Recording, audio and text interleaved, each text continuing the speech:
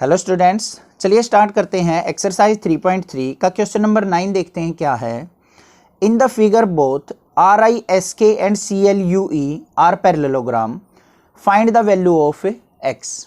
तो यहाँ पे हमारे पास दो पैरेललोग्राम गिवन है, RISK और CLUE।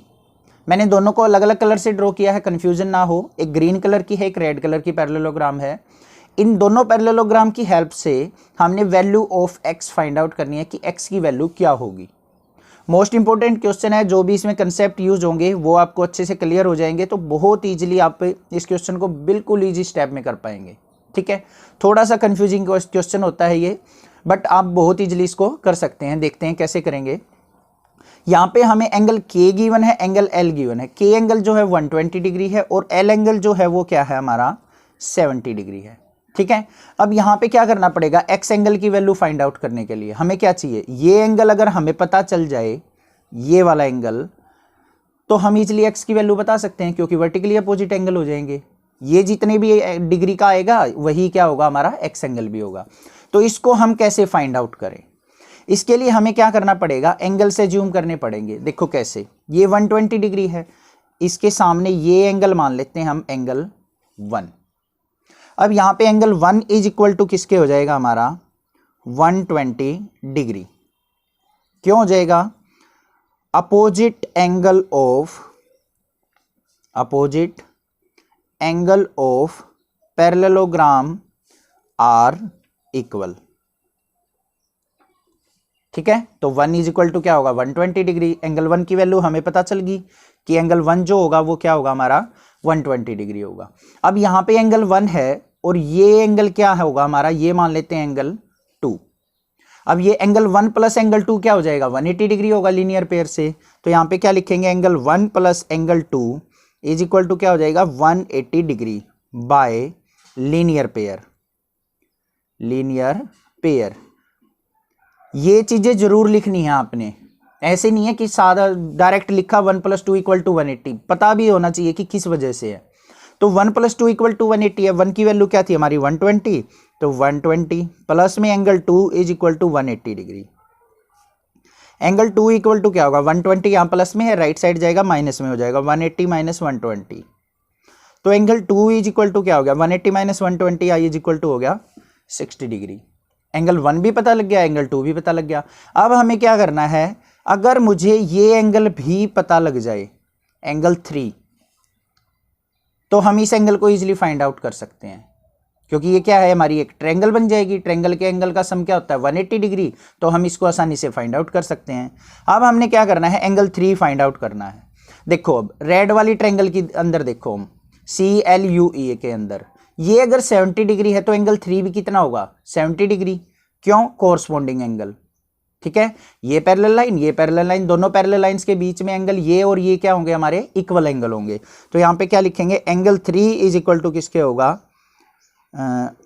Angle 3 is equal to किसके होगा 70 डिग्री। साथ में लिख देंगे कोरस्पॉन्डिंग एंगल।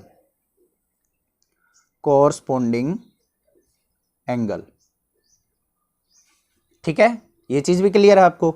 एंगल 3 भी पता चल गया, 2 भी पता चल गया। अब यहां पे क्या करते हैं, इसको नेमिंग कर लेते हैं हम O से। तो यहां पे लिखेंगे in triangle OIC bye angle sum property.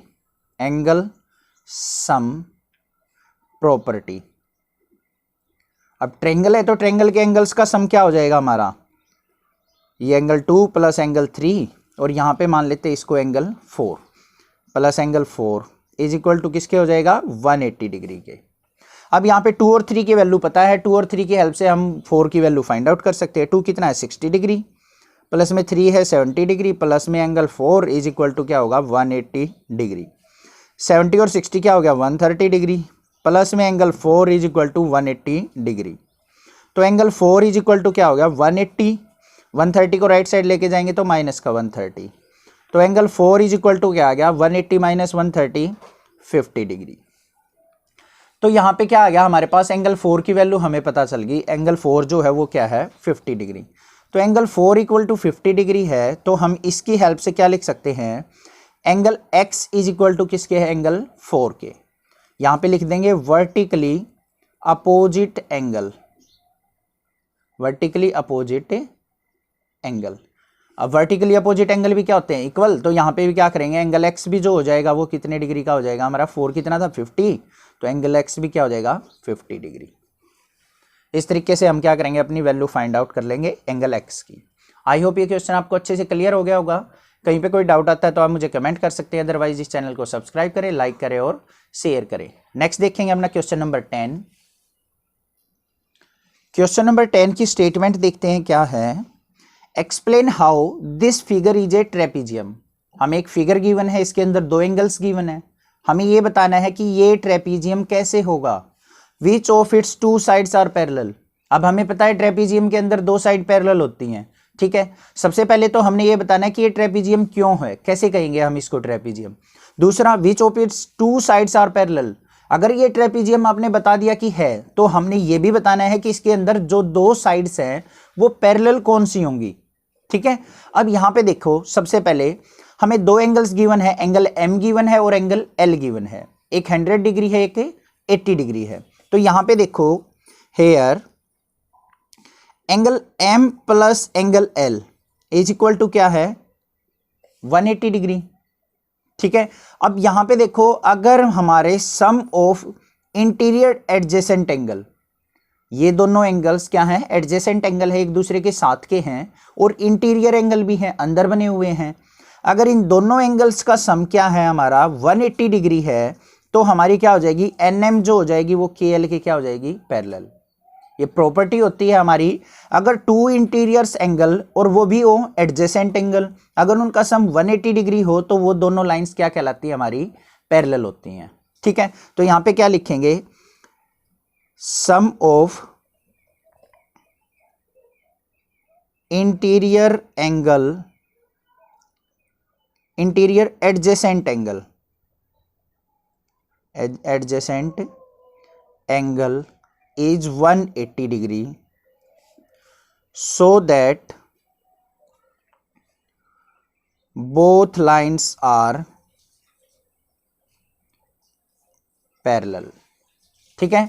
अगर two adjacent angle interior angle का सम 180 डिग्री हो तो दोनों लाइन क्या होती हैं, पैरेलल होती हैं।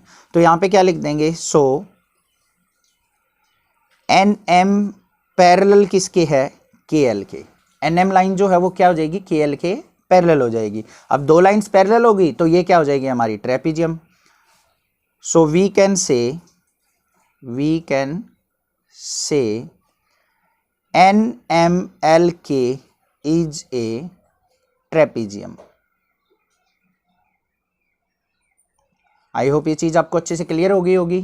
कोई डाउट आता है तो मुझे कमेंट कर सकते हैं, अदरवाइज इस चैनल को सब्सक्राइब करें, लाइक करें और शेयर करें। अपने क्लासमेट्स को जरूर बताएं चैनल के बारे में, क्योंकि आने वाली क्लासेस की वीडियो भी आपको इसके चैनल के ऊपर आपको मिल जाएंगी। Thank you students for your love and support. Thanks.